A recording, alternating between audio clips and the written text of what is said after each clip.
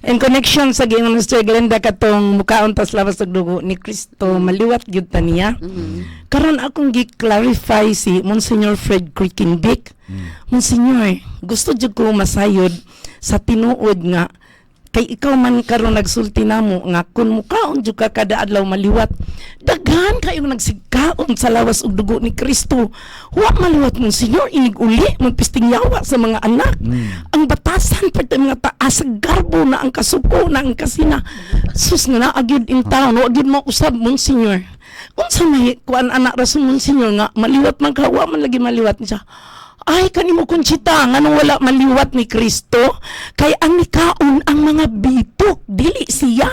Kung sa may mga bitok, isa ang mga bitok, katong yung pride, yung anger, lust, envy, mautos siya. So pananglitan ay mukaon tayo kanos bitok, wa na tay nutrients. Mo na gitawag. Mo na dako lang tiyan, wa mo dako kay gibitok. So purgahonon. Purgahonon, limpyohonon. So kini din Corpus Christi, ang body ni Kristo, di sa din na automatic nga maliwat niya. So ang una din kamatuoran nga atong mahinumduman di ay nga kining lawas og dugo ni Kristo ato dining makaon panahon sa santos nga misa.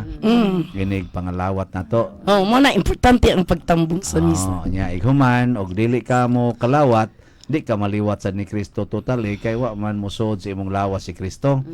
Pero kung mo kalawat sa kanya gibitok ka, wa gihapoy kapuslanan. Maay sa disbon Senyor. Salamat mo Senyor Quickenbeck aning nindot kay nimong analysis no kagibitok ang mga bitok din nato sa ilawom kanang ato mga sala no Seven capital sins. Seven capital sins. Pero nabi dako kayong bitok sa atong ilawom ang yawa di na ilawom nato. Mao man na siya gahuwat dito inigkaon nato yam nang tukbon dayon kay haron dili ta maka maigo lang ta mukaon yaw man wala wag tang na siya. Nakaron